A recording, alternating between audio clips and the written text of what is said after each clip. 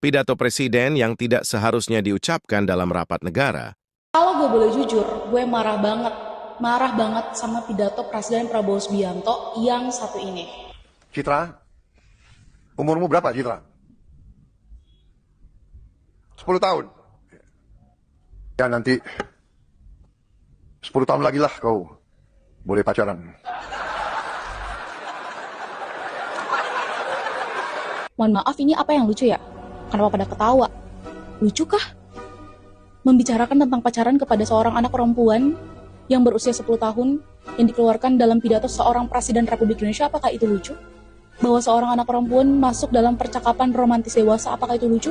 Bahwa seorang anak berusia 10 tahun diposisikan sebagai objek candaan dalam pidato pemimpin tertinggi dan ditertawakan oleh sejumlah orang-orang dewasa dalam ruangan, apakah itu lucu? Jujur li, gue kayaknya baru kali ini ketemu seorang pemimpin tertinggi negara.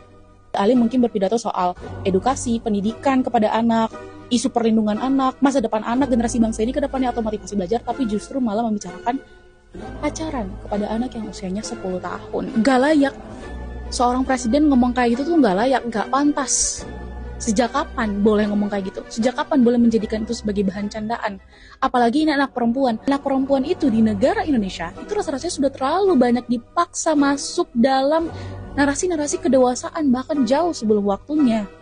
Dan hari ini malah justru divalidasi oleh seorang pemimpin tertinggi di negara ini. Ini tuh jelas-jelas menunjukkan tentang bagaimana minimnya, sangat minimnya sensitivitas terkait dengan isu tumbuh kembang dan juga perlindungan anak di negara kita. Jangan jadikan anak sebagai bahan hiburan hanya karena kalian punya kuasa, kalian punya jabatan, kalian punya posisi.